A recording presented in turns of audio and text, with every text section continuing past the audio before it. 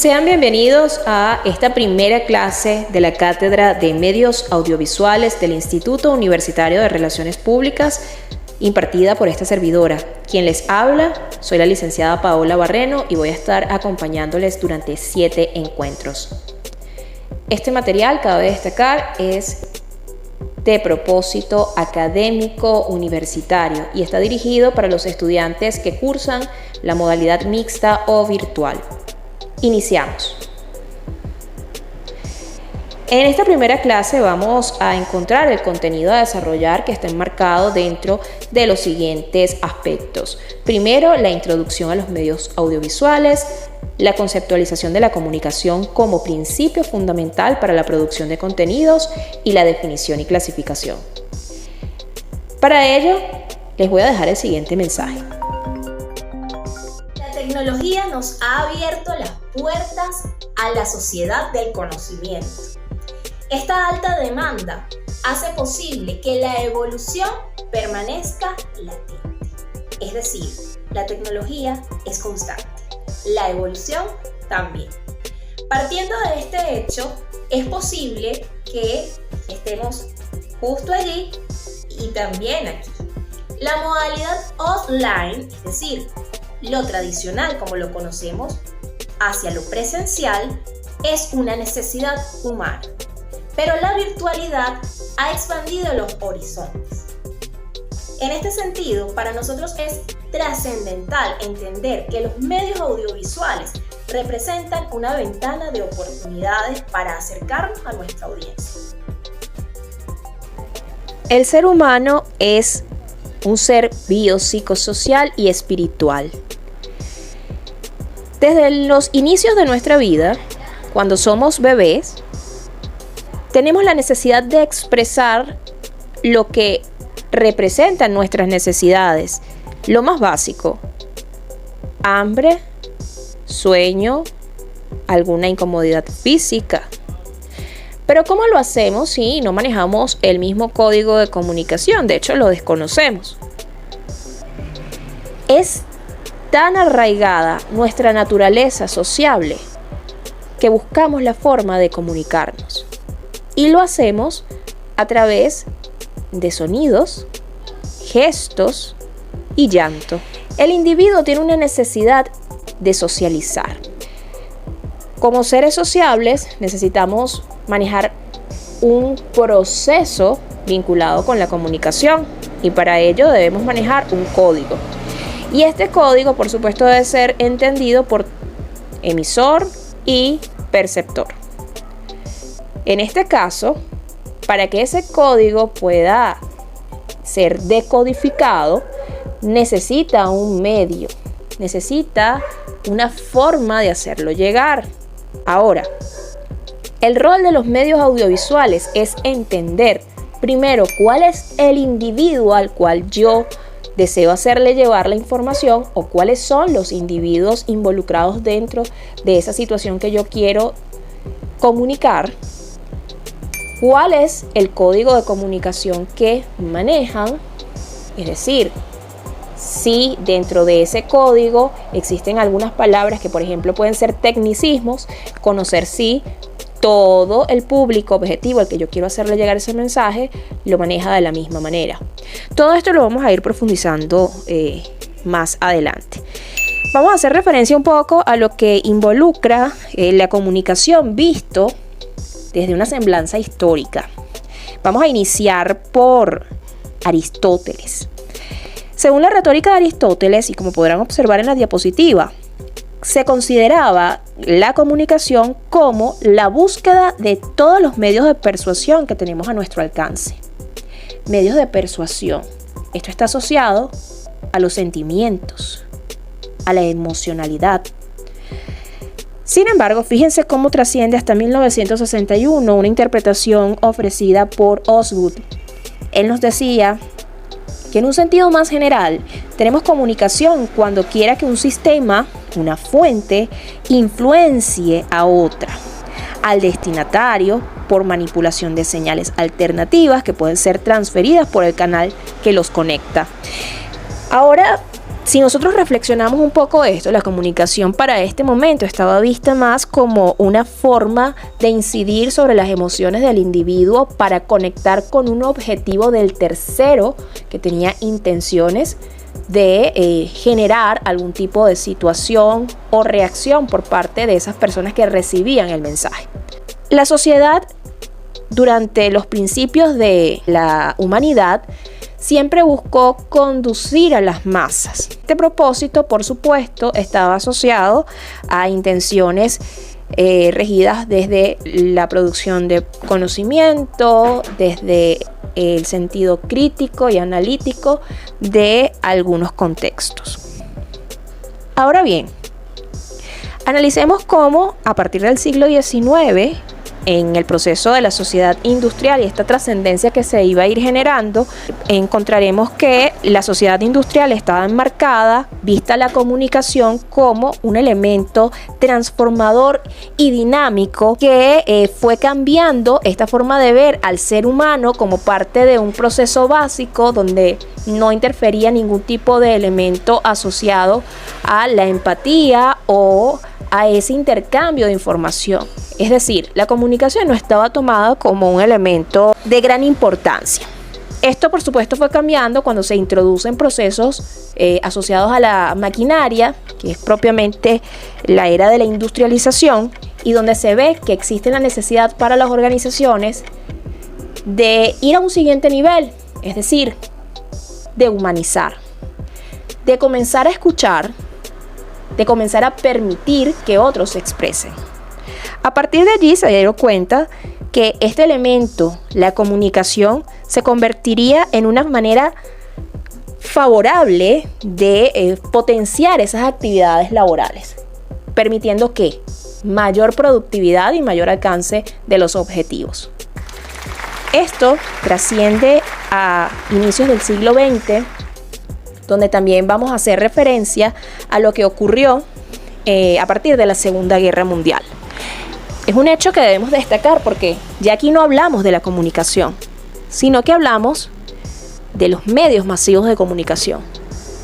A partir de este momento, recordemos lo sucedido en Alemania, donde Hitler, siendo un dictador que hizo uso de todos estos medios masivos de comunicación para obtener como fin último la manipulación de las masas, lo que posteriormente una famosa escritora, politóloga alemana también, llamada Elisabeth Noel Neumann, definió como la espiral de silencio.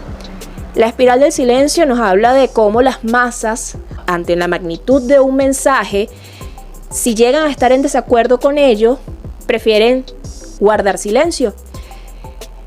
Esta manipulación masiva tiene una serie de características que están asociados al interés intelectual, político, social. La idea de esto, ¿por qué manipular a las masas para este momento? El propósito era generar escasez de relaciones interpersonales.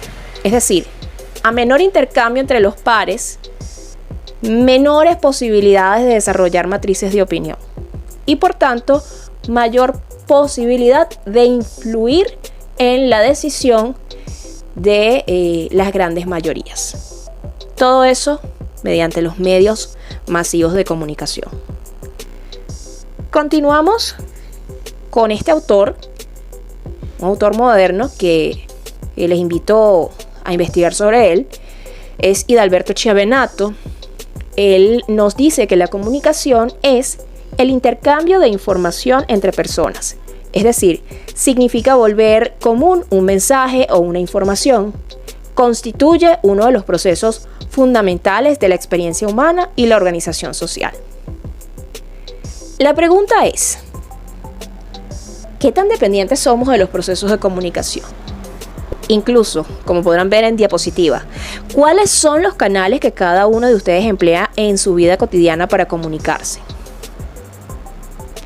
Los medios de comunicación buscan transmitir mensajes dirigidos a un emisor o a un receptor. Esto en el caso de medios. Si estamos hablando de individuos, nos referimos a perceptores. Cumplen funciones más específicas como informar, persuadir, exponer ideas, motivar a la participación y entretener. Todo dependerá del proceso para el cual sean empleados. En esta parte vamos a hablar acerca de la clasificación de los medios audiovisuales y para eso vamos a tener en consideración que existen 3 grandes rasgos. La primera, los medios audiovisuales tradicionales que tienen un propósito netamente de apoyo visual para el orador. Con ello estamos refiriéndonos, por ejemplo, a los medios planos como la pizarra, las proyecciones en videobeam, retroproyector, para alguna época llegó a utilizarse mucho, y por ejemplo también los rotafolios. Seguidamente encontramos los medios masivos. Los medios masivos albergan el gran poder mediático y por tanto tienen mayor alcance. Entre ellos vamos a poder mencionar, por ejemplo, la prensa escrita, la televisión, la radio, el cine y, por último, vamos a encontrar los medios interactivos. Ahí es donde nosotros podemos decir que ubicamos en esta parte todo aquello que nos permita tener un vínculo relacional y un efecto opinión pública. Directamente estamos hablando de las redes sociales y todo lo que involucra opinión en tiempo real, alcance directo y por supuesto masivo. Un poco acerca de la prensa escrita y sus orígenes. Para eso es necesario señalar el origen de la escritura. En este punto, vayamos un poco a los inicios de la historia de la humanidad. Y para ello recordemos lo que significaba la pintura rupestre. Esos dibujos que se hicieron sobre las rocas de las cuevas. Quizás para algunos esto signifique que no hay referencia a un código de comunicación, pero sí un principio de comunicación. A través de dibujos se buscaba transmitir mensajes. Y estos mensajes, por supuesto, dieron efecto, porque una vez se han ido descubriendo, nos ha permitido conocer lo que era el día a día, la cotidianidad para aquel entonces. Luego, otras sociedades con mayor perfeccionamiento del arte de la escritura y en general de muchos aspectos más, como por ejemplo la sociedad egipcia. Ellos a través de los jeroglíficos contaban historias y también las plasmaban sobre piedras en sus pirámides y templos. Ahora bien, hay algo bien particular que destacar, y es que los egipcios se dieron cuenta de que existía la necesidad no solo de generar contenido, sino de almacenarlo. A partir de aquí, ellos decidieron comenzar a explorar la búsqueda de nuevos materiales. Para ellos el ideal fue el papiro, una planta que se hallaba a las orillas del río Nilo y que a través de su producción lograban obtener el papel pergamino. Otras sociedades más destacadas, como por ejemplo la dinastía Han, estamos hablando de China, decidieron incursionar a través del tratado de la corteza de los árboles para lograr obtener el papel. Kai Lun fue el responsable de lograr esto. Los chinos tenían esta necesidad, ¿por qué? Porque se dieron cuenta que no era viable almacenar información en tablones de madera. Primero, era muy complicado y segundo, llevaba mayor tiempo. Cuando hablamos entonces de lo que conduce ya a la generación de un contenido de interés periodístico para transmitir una información específica en su plena conceptualización, debemos hablar acerca de la sociedad romana. Como pueden leer en la diapositiva que están proyectando a continuación, encontrarán que el contenido escrito estaba impulsado por el mundo romano Y justamente es porque muchos de los procedimientos legales que tuvieron precedente en ella influyeron en el interés de la escritura. Para este momento surge el Acta Diurna, un documento donde se destacaban informaciones de interés para el Imperio Romano. Continuamos hablando acerca de la fotografía, no como la que recordamos actualmente, sino más bien como la que representaba para Nicéphore Niepce. Él fue el creador de la primera fotografía. Estamos hablando de la mesa servida, una imagen que tardó 14 horas en poder producirse. Nada cercano a lo que actualmente conocemos. Y es que justamente el artefacto ideado para este fin fue el daguerrotipo. El daguerrotipo, una especie de caja que trabajaba con efecto cámara oscura y que permitía, por supuesto, poder obtener estas imágenes que a continuación van a ver, conocidas como los daguerrotypes. La fotografía no era un recurso al que todos pudieran tomar como acceso sencillo, ¿sí? Más bien estaba destinado a la alta sociedad. Para algunos incluso estaba visto como una nueva forma o representación de pintura artística. Para otros, el avance de la tecnología. Los daguerrotypes en algunos casos fueron utilizados con algunas conceptualizaciones o ideas espirituales. Desde la mística se consideraba que podían aguardar el alma de un ser dentro de este plano. ¿Mito o realidad? Hablemos entonces en este punto del cine. ¿De qué se trata esta fotografía? Nada más y nada menos que del estreno de la película Cine a cargo de hermanos Lumière. Los hermanos Lumière fueron los encargados de realizar esta primera proyección, que fue la más importante de la historia de la humanidad, pero que duró solo 46 segundos. 46 segundos de oro para lo que en adelante se convertiría en la gran industria. A continuación, van a observar la primera película de cine a cargo de los hermanos Lumière.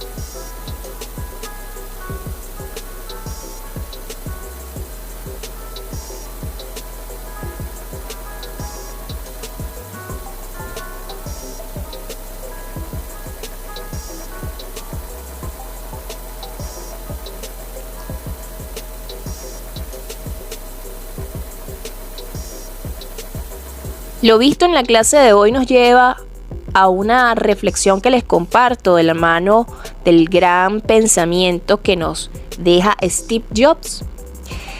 La tecnología no es nada. Lo importante es que tengas fe en la gente, que sean básicamente buenas e inteligentes.